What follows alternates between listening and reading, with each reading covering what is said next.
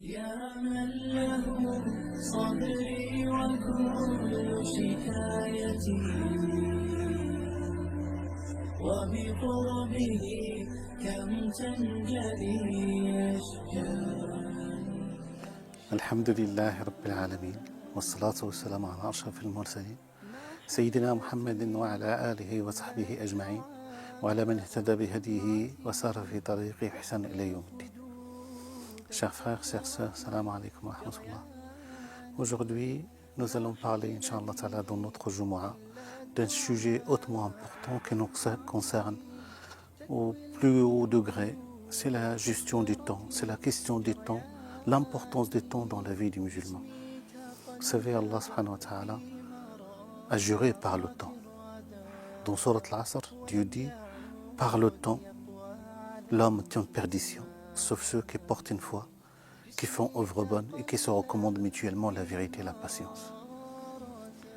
Le temps, c'est la vie. Nous vivons aujourd'hui dans une société de consommation à outrance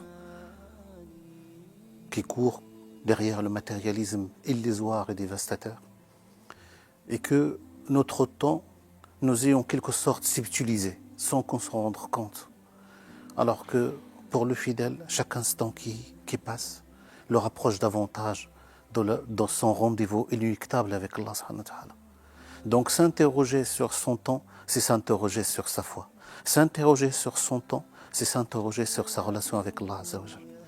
Le temps, dans la vie des fidèles, il devra en rendre compte auprès de Dieu.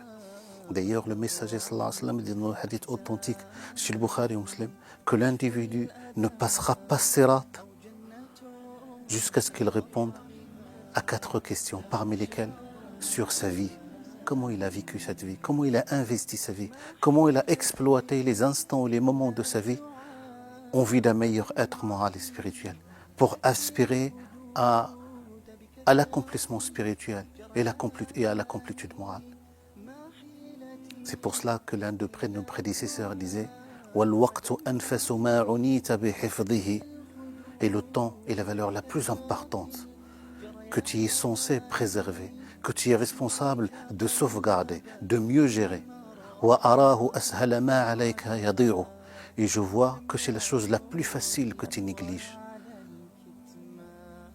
Le messager sallallahu alayhi wa sallam dans le hadith chez le Bukhari Muslim selon Abu Hurairah disait نِعْمَتَانِ مَغْبُونٌ فِيهِمَا كَثِيرٌ مِنَ النَّاسِ Deux bienfaits dont les gens n'apprécient guère à leur juste valeur. Le temps et la bonne santé.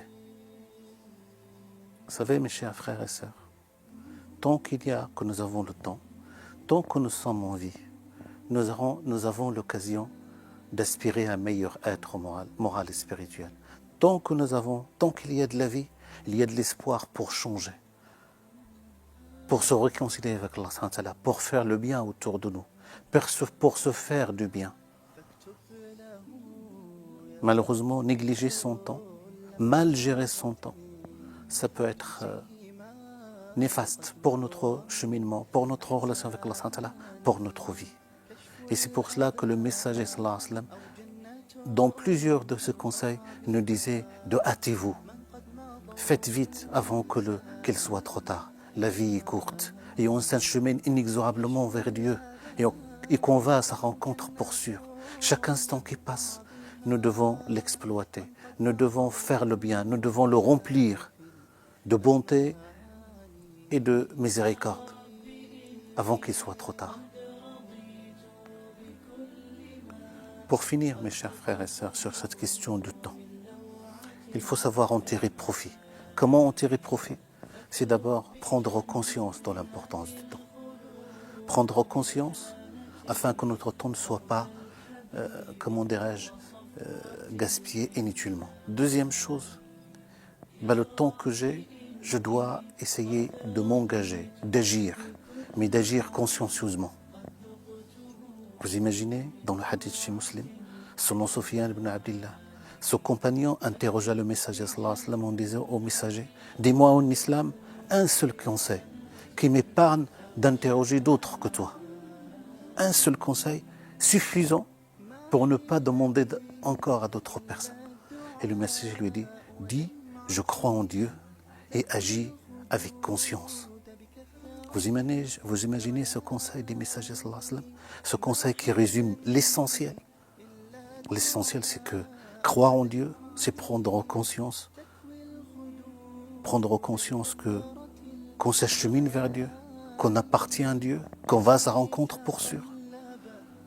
C'est le propre de la foi, prendre conscience que Dieu nous a créés, nous a dotés de sens, nous a dotés de beaucoup de bienfaits, afin de reconnaître sa souveraineté, afin de l'adorer, afin de cheminer vers lui. Et agir avec conscience. Agir avec conscience, ça veut dire que le fidèle doit... Il y a la question de la responsabilité, la question de l'intériorité. Et qu'Allah subhanahu wa ta'ala nous permette d'approfondir notre foi, d'agir consciencieusement et de mériter, au final, la proximité, l'amour d'Allah subhanahu wa ta'ala. Wassalamu alaikum wa rahmatullah. يا رب إني قد رضيت بكل ما قد ذقته من لوعة الحرمان فاكتب بجنة